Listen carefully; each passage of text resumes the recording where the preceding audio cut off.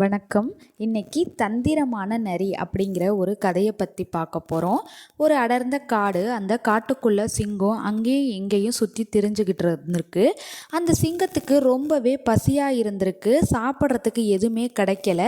எந்த விலங்காச்சும் மாட்டுனுச்சுன்னா நம்ம எப்படியாவது சாப்பிட்றணும் அப்படின்னு நினச்சி அந்த காட்டுக்குள்ளே சுற்றி திரிஞ்சுக்கிட்டு இருந்தது. அந்த காட்டுக்குள்ளே சிங்கம் சுற்றிக்கிட்டு இருக்கும்போது தூரத்தில் ஒரு முயல் ஓடுறத பார்த்துருக்கு சிங்கம்.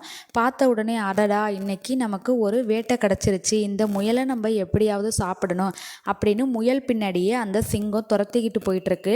ஆனால் சுதாரித்த அந்த முயல் சிங்கத்துக்கிட்டேருந்து தப்பிச்சு ஓடிடுச்சு. அந்த சிங்கமும் ஏமாந்து அங்கேயே நின்றுக்கிட்டு இருந்துச்சு.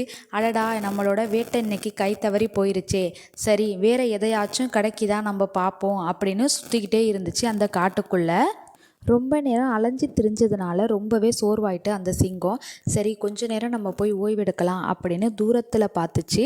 ஒரு பெரிய குகை தெரிஞ்சிச்சு. ஆஹா, ஏதோ ஒரு குகை இருக்குது, இந்த குகைக்குள்ளே போனோம்னா நமக்கு எப்படியாச்சும் உணவு கிடைக்கும் அப்படின்னு நினச்சி அந்த குகையை நோக்கி போணுச்சு சிங்கம். குகைக்குள்ளே போய் பார்த்தா எதுவுமே இல்லை. ஆனால் ஏதோ ஒரு விலங்கோட இருப்பிடம் மாதிரி தெரிஞ்சிருக்கு அந்த சிங்கத்துக்கு. உடனே அந்த சிங்கம் அந்த குகைக்குள்ளே போய் ஓய்வெடுக்க ஆரம்பிச்சிடுச்சு. பொழுது சாஞ்சதுக்கப்புறமா அந்த நரி குகையை தேடி வந்துக்கிட்டு இருந்துச்சு. திடீர்னு அந்த நரிக்கு ஏதோ ஒன்று உள்ளே இருக்கிற மாதிரி தெரிஞ்சுது. உடனே, அடடா, நம்ம குகைக்குள்ளே ஏதோ ஒரு விலங்கு இருக்குது, நம்ம உள்ளே போகக்கூடாது அப்படின்னு வெளியே நின்றுக்கிட்டு இருந்துச்சு. பக்கத்தில் இருந்த முயல்கிட்டையும் கூப்பிட்டு சொன்னிச்சு, ஏதோ ஒரு விலங்கு உள்ளே இருக்குது, நீங்கள் போயிடாதீங்க, அது என்னன்னு நம்ம பார்ப்போம் அப்படின்னு அந்த முயல்கிட்ட நரி சொன்னிச்சு. சரி அப்படின்னு முயலும் அந்த நரியும் ஒன்றாவே சேர்ந்து அங்கே நின்று பார்த்துக்கிட்டு இருந்தாங்க. அப்போ தான் அந்த நரிக்கு ஒரு யோசனை வந்துச்சு.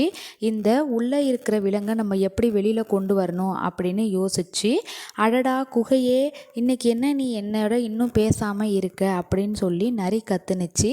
உள்ளே இருக்கிற சிங்கத்துக்கு, அடடா, ஏதோ ஒரு முட்டாள் விலங்கு குகையை பார்த்து கத்துதே அப்படின்னு நினச்சிக்கிட்டு இருந்துச்சு. திரும்பவும் அந்த நரி குகைக்கிட்ட, குகை ஏன் என்னோட பேச மாட்டேற அப்படின்னு கேட்டுச்சு.